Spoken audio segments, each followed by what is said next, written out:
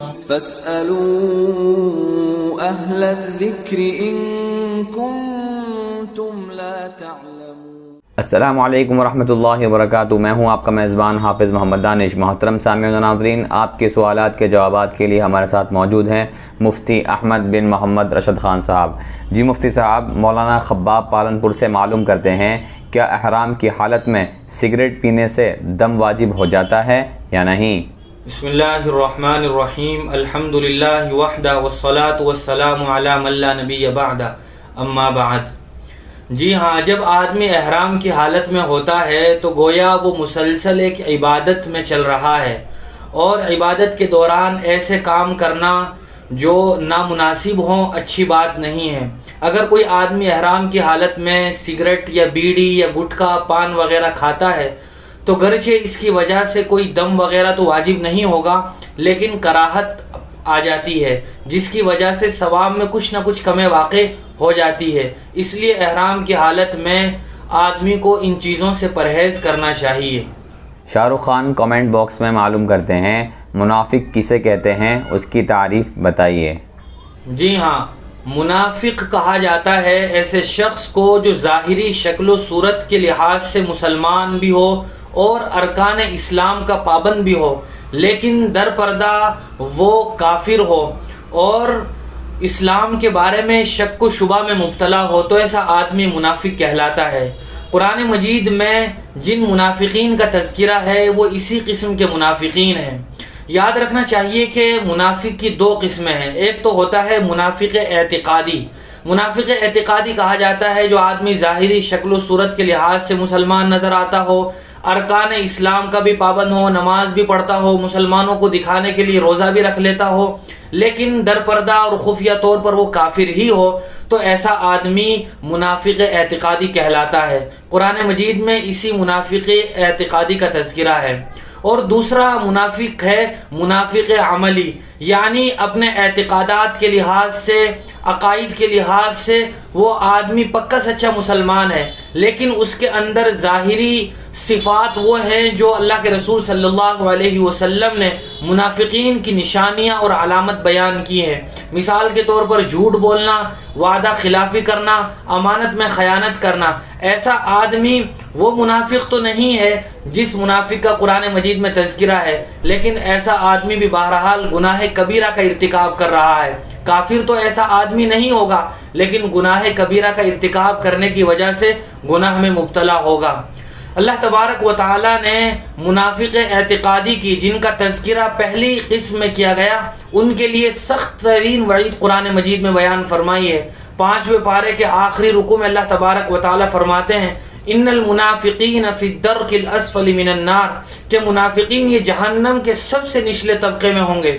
اور جب نبی کریم صلی اللہ علیہ وسلم ہجرت فرما کر مدینہ المنورہ تشریف لے گئے تو وہاں آپ کا جن منافقین سے سابقہ پڑا اور جنہوں نے درپردہ اسلام کے خلاف سازشیں کی، وہ یہی منافقین تھے۔ اللہ تعالی ہماری ہر قسم کے منافق سے حفاظت فرمائے۔ شعیب بھائی کا سوال ہے، شیخین اور صاحبین کن حضرات کو کہتے ہیں؟ یاد رکھنا چاہیے کہ شیخین اور صاحبین یہ ایک اسلامی اصطلاح ہے جو مختلف سبجیکٹس میں اور مضامین میں مختلف شخصیات کو مراد لیتی ہیں۔ مثال کے طور پر اگر حدیث کی باتوں کا تذکرہ چل رہا ہو اور حدیث پر کلام کرتے ہوئے شیخین کا لفظ بولا جائے تو اس سے مراد امام بخاری اور امام مسلم ہوتے ہیں جو دو بڑے محدثین ہیں۔ اگر بات چل رہی ہو صحابہ اکرام کی اور صحابہ اکرام کی گفتگو کے دوران شیخین کا لفظ بولا جائے تو وہاں شیخین سے مراد حضرت ابوبکر صدیق رضی اللہ تعالیٰ عنہ اور حضرت عمر رضی اللہ تعالیٰ عنہ ہوتے ہیں۔ اور اگر بات منطق کی چل رہی ہے اور پھر وہاں شیخین کا لفظ بولا جائے تو اس سے مراد ابو علی سینا اور ابو نصر فارابی مراد ہوتے ہیں۔ اور اگر بات فقہ کی اور اسلامک لاء کی چل رہی ہے وہاں شیخین کا لفظ بولا جائے تو اس سے مراد امام ابو حنیفہ اور امام ابو یوسف ہوتے ہیں۔ اور اگر صاحبین کا لفظ فقہ میں بولا جائے تو اس سے مراد امام ابو یوسف اور امام محمد ہوتے ہیں جو کہ امام ابو حنیفہ علیہ الرحمہ کے شاگردان رشید میں شامل ہیں۔ مطیع اللہ خان پاپڑی سے مطیع اللہ خان پاپڑی کامنٹ باکس میں لکھتے ہیں ایک مسلم نیتا کا انتقال ہو گیا، انتقال کے بعد غیر مسلم لوگوں نے ہندو طرز کے مطابق تعزیت کے اظہار کے لیے ایک پروگرام رکھا جس میں بھجن بھی پڑھا گیا اور مورتی کے آگے ہاتھ بھی جوڑے گئے اور اس میں مرحوم کے گھر والے بھی شامل تھے، تو ایسی مجلس میں شامل ہونے کا کیا حکم ہے؟ جی ہاں، مسلمان کے لیے جس طرح کفریہ اور شرکیہ اعمال کا ارتکاب کرنا ناجائز اور حرام ہے اور اسلام سے خارج کرنے کا ذریعہ ہے، اسی طرح غیر مسلمین کی مذہبی رسومات میں شامل ہونا بھی یہ گناہ اور ناجائز ہے۔ یہ بات الگ ہے کہ اگر آدمی نے ان تمام تر کفریہ اور غیر مسلم کے مذہبی اعمال کا ارتکاب نہیں کیا اور اپنی زبان سے وہ کفریہ کلمات ادا نہیں کیے تو آدمی کافر تو نہیں ہوگا، لیکن ان کے مذہبی رسومات میں شامل ہونے کی وجہ سے گنہگار ضرور ہوگا۔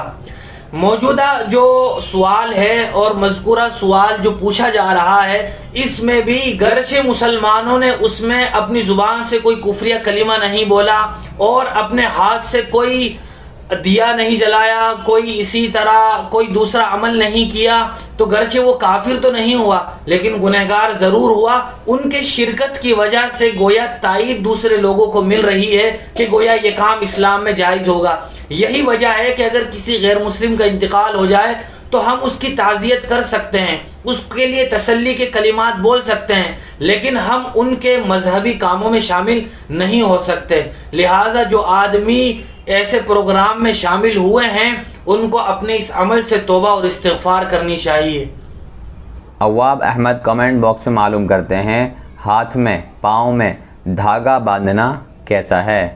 جی ہاں، بہت سارے لوگ اپنے ہاتھ پاؤں میں دھاگہ باندھتے ہیں یا اسی طرح کڑا پہنتے ہیں، تو یاد رکھنا چاہیے کہ اگر دھاگہ باندھنے اور کڑا پہننے کا مقصد یہ ہے اور یہ نیت ہے کہ اس کے ذریعے سے ہم نفع حاصل کریں گے یا نقصان سے بچے رہیں گے، تو پھر یہ چیز فقہا کے مطابق آدمی کو اسلام سے بھی خارج کر سکتی ہے، کیونکہ یہ ایسی چیز ہے جو غیر اللہ میں شرک کا مرتکب کر رہی ہے۔ اللہ تبارک و تعالیٰ نے قرآن مجید میں جا بجا ارشاد فرمایا ہے کہ نفع اور نقصان یہ صرف میرے اختیار میں ہے، میں جس کو چاہوں نفع پہنچاؤں اور جس کو چاہوں نقصان پہنچاؤں۔ وَإِن يَمْسَسْكَ اللَّهُ بِضُرٍّ فَلَا كَاشِفَ لَهُ إِلَّا هُوَ وَإِن يُرِدْكَ بِخَيْرٍ فَلَا رَادَّ لِفَضْلِهِ۔ لہذا اگر کوئی آدمی اس مقصد سے دھاگہ باندھتا ہے یا کڑا پہنتا ہے تو پھر یہ بالکل حرام ہے اور بسا اوقات یہ آدمی کو اسلام سے خارج کر دیتا ہے۔ لیکن اگر صرف فیشن کے طور پر باندھا ہوا ہے تب بھی یہ عمل غیروں کے ساتھ مشابہت کی وجہ سے ناجائز ہے، جس سے ہمیں بچنا نہایت ضروری ہے۔ معاذ بن ارشد پوچھتے ہیں اگر پہلی صف میں جگہ خالی ہونے کے باوجود پچھلی صف میں نماز پڑھ لی تو کیا اس کی نماز ہو جائے گی یا نہیں؟ حضور اکرم صلی اللہ علیہ وسلم نے صفوں کو درست کرنے کی احادیث میں بہت زیادہ تاکید فرمائی ہے۔ حضور اکرم صلی اللہ علیہ وسلم نے ارشاد فرمایا کہ تم صفیں درست کرو، سووا صفوفکم واعتدلوا، اور آپس میں اعتدال کے ساتھ کھڑے رہو۔ اسی لیے فقہا نے لکھا ہے کہ اگر کوئی آدمی صفوں میں فاصلہ کر کے کھڑا ہوتا ہے تو یہ مکروہ ہے۔ اور ایک حدیث میں آپ صلی اللہ علیہ وسلم نے ارشاد فرمایا کہ جو آدمی صفوں میں مل مل کر کھڑا ہوگا اللہ ان کے دلوں کو ملا دیں گے، اور جو آدمی صفوں میں فاصلہ رکھ کے کھڑا ہوگا تو ان کے دل آپس میں جدا ہو جائیں گے۔ یہی وجہ ہے کہ فقہاء اکرام نے یہ مسئلہ لکھا ہے کہ اگر پہلی صف میں جگہ خالی ہو اور لوگ دوسری اور تیسری صف میں نماز پڑھ رہے ہوں تو نئے آنے والے آدمی کے لیے پہلی صف کو بھرنے کے لیے اور پر کرنے کے لیے پچھلی صفوں کے مصلیوں اور نمازیوں کے سے آگے سے گزرنا بھی جائز ہے۔ لہٰذا بلا وجہ بلا عذر پہلی صف میں یا دوسری صف میں جگہ خالی کر کے پچھلی صف میں کھڑا ہونا یہ درست نہیں ہے بلکہ کراہت کا ذریعہ ہے۔ اور اگر نماز پڑھنے والوں میں بچے بھی شامل ہوں اور اگر ایک ہی بچہ ہے اور اگلی صف میں جگہ خالی ہے تو اس ایک بچے کو بھی اگلی صف میں کھڑا کر لیا جائے گا۔ اور اگر زیادہ بچے ہیں اور ان کے بارے میں یہ شبہ ہے کہ یہ بچے نماز میں شور کریں گے اور اگلی صفوں میں جگہ خالی ہے تو ان کو بھی اگلی صفوں میں کھڑا کر لیا جائے گا تاکہ وہ بچے شور نہ کریں۔ اور اگر بہت زیادہ بچے ہوں تو پیچھے ان کی مستقل صف بنائی جائے گی۔ سفیان احمد آبادی معلوم کرتے ہیں اگر کسی نے نماز جنازہ ناپاکی کی حالت میں پڑھی یا پڑھا دی تو اس کا کیا حکم ہے؟ جی ہاں، اگر کسی آدمی نے نماز جنازہ ناپاکی کی حالت میں پڑھا دی تو کسی کی بھی نماز جنازہ درست نہیں ہوگی، چونکہ نماز جنازہ کے لیے بھی پاک ہونا یہ شرط ہے۔ اسی طرح کسی آدمی نے ناپاکی کی حالت میں نماز جنازہ پڑھ لی تو اس کی بھی نماز جنازہ ادا نہیں ہوگی۔ محمد اختر حسین کمنٹ باکس میں معلوم کرتے ہیں ایان کے کیا معنی ہیں؟ ایان یہ عین کے ساتھ ہے۔ عین کے زبر اور یا کی تشدید کے ساتھ ہم کسی کا نام رکھیں تو اس کے معنی ہوتے ہیں کشادہ آنکھوں والا۔ اس معنی کے لحاظ سے ہم نام رکھ سکتے ہیں، گویا ایان کہا جائے گا۔ اگر ہم ایان حمزہ کے ساتھ نام رکھتے ہیں اور ایان بولتے ہیں تو پھر عربی کے لحاظ سے اس کے معنی ہوتے ہیں کب اور کس وقت۔ اس معنی کے لحاظ سے ایان نام رکھنا یہ مناسب نہیں ہے۔ محمد عبداللہ سہارنپور سے کمنٹ باکس میں معلوم کرتے ہیں اگر جماعت کے وقت کوئی بالغ شخص نہ ہو اور نابالغ بچے موجود ہوں تو کیا بچوں کے ساتھ جماعت کر سکتے ہیں یا نہیں؟ جی ہاں، اگر نابالغ بچے ہیں اور وہ بچے سمجھدار ہیں، عقل و شعور رکھتے ہیں اور ان کے ساتھ کوئی بالغ آدمی مقتدی کے طور پر نہیں ہے تو ان کے ساتھ تو امام صاحب جماعت کے ساتھ نماز ادا کر سکتے ہیں۔ لیکن اگر وہ بچے چھوٹے ہیں، ناسمجھ ہیں، عقل و شعور نہیں رکھتے ہیں تو پھر ایسے بچوں کے ساتھ جماعت کی نماز نہیں ہو سکتی۔